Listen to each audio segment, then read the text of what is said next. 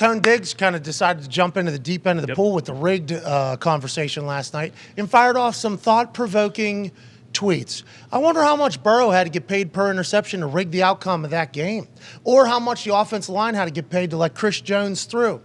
That's crazy. It is crazy. It is crazy. Yeah. Very. It is crazy. What's the next one here? Crazy. Here's the crazy. To think Jerry Jones has been okay with the NFL rigging games against the Cowboys for the last 30 years. He doesn't seem like a competitive guy, so I guess that's understandable. Maybe he just took the couple Super Bowls that they got back-to-back, and in that deal he made, he was like, we'll take these now, and then you don't have to give us them ever again. Let me just build America's team. Maybe that's what's taking place. Does seem like he's genuinely upset when they lose games, though. Yeah, if he knew, he's a good actor. Yeah, part of the work. Jerry.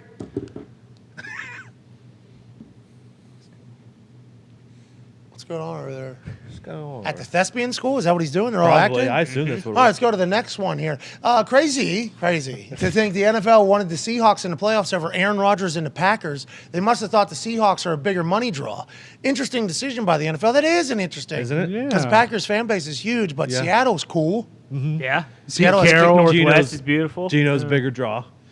Gino, he played every single snap this year. He's one of 5 pretty guys that played every single snap this particular season. Geno Smith, Quentin Nelson, Joel Batonio, Laramie Tunzel, and It's because his lungs are so strong. bingo. Knew this night, draft night, knew Laramie Tunzel was going to be able to breathe better than anybody when he takes a gas mask to the head and doesn't cough one time. And let's go to the last one that Tone Dick sent out.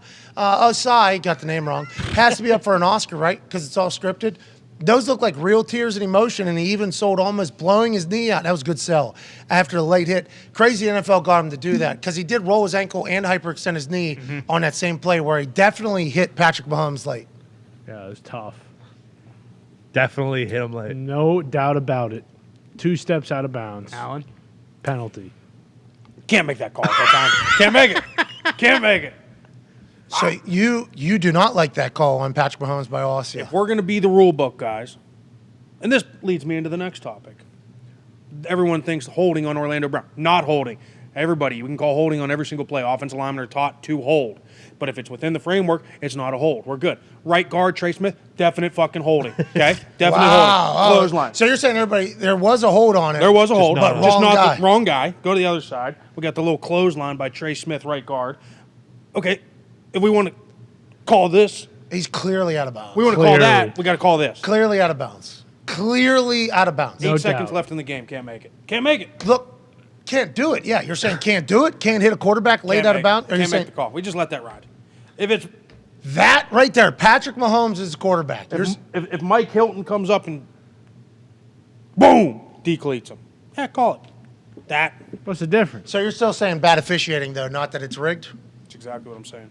Every player that's ever played in the NFL, aside from one, Chidi Anamaruto, Anaramatu, That sounds right. Anaramatu, Cheetah, Cheaty. Chidi. Guy played for the Bucks in like the 90s. Yep. Or the early 2000s, has come out and said that the NFL is rigged. And people have been searching for a player to come out and say it, and they found it with our guy, Chidi. I'm looking. Chidi. Anarumo? No. That's Lou's cousin. Lou's son? No, Lou's family ain't coming out. Listen, if we know anything, Yeah. the people that are going to come out and say it's rigged ain't Italian. That's right. If it is rigged, it ain't going to be Italians that are doing it. I forget the guy's name. It was a player for the Bucks back in the day. He came out and said it was rigged.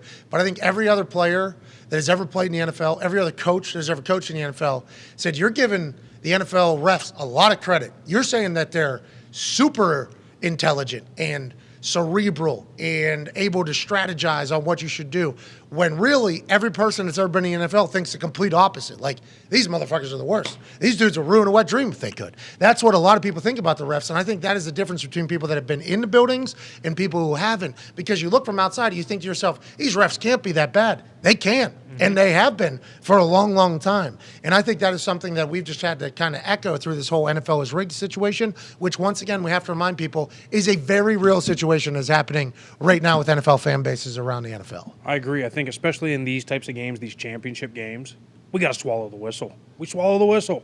Let the boys play. Sure. Like, Yeah. I'm a big fan. There was I think it was the pass interference right after the fucking botched 3rd down, 4th down call there was like a Mike Hilton maybe on the sideline, just like a little tug, and they called pass interference on it or whatever. It might be a different one. I have some good news for you. Okay. You're talking about let the boys play and swallow your whistle. Carl Sheffer's Super Bowl ref, most flags out of anybody in the NFL. Good. Oh, Good. yeah. That's we good go. news. Hey, Good. thank you, There you NFL. go. Way to really have self-awareness there. You know what I mean? Way to really Crushing it. have self-awareness, NFL. Adam Schefter told us yesterday that the NFL knows that they have an officiating issue. Then he put the most flag-happy ref as the head of the Super Bowl. It's like 59 million people were watching that Bengals Chiefs game at its peak. Average like 52 million. How you doing? Keep it moving. Pretty fucking good.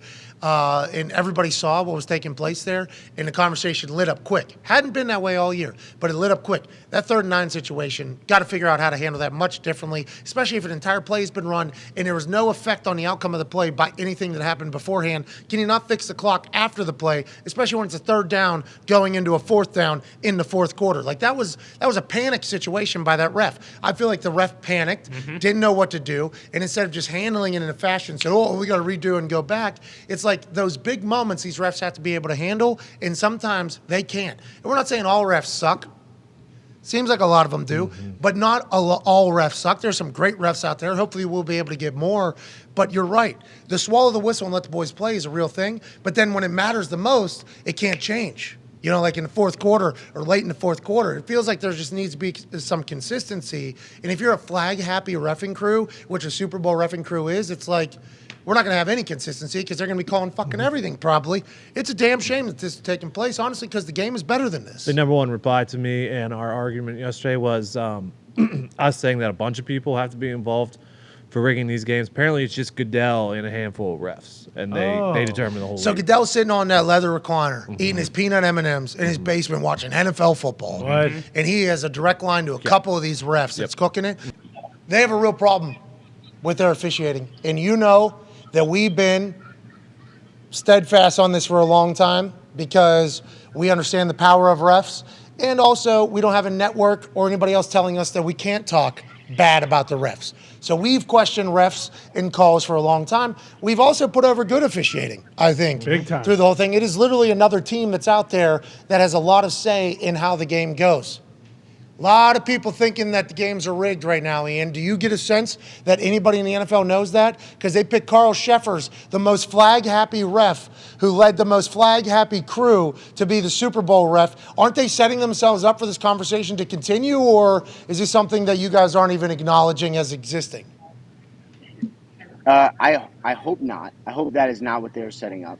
And as you know, the officials, it's all there's. And I don't know the point system, but it's all basically a point system, and the reward is you get to be in the Super Bowl.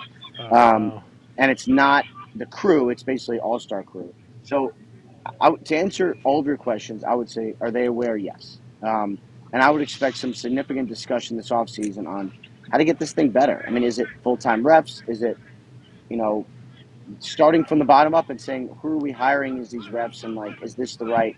Are these going to be people that are going to dedicate their lives, their jobs to being a ref, and all the things that it entails, from going out to training camps and getting live reps and, doing, virtual reality, whatever people do to prepare, is everyone 100% committed to that? It does seem like there is an acknowledgement that things should be better. Okay. I would expect that to be a Okay. significant story of this offseason. Yes. Okay, hopefully that'll be something that happens because, by the way, could have those refs practicing where? Senior Bowl. Oh. Shrine Bowl. I'll look out Oh, getting reps in. Maybe rap becomes a ref, huh? Maybe rap the ref. That'd be sweet. I don't think I have that in me. Yeah, me You neither. got to run up and down the field, and We do not think it's easy to be a ref. It is a terrible job. Nobody's going to a game to cheer for you. You have to have a certain degree of asshole and arrogance to want to be a ref and have that power.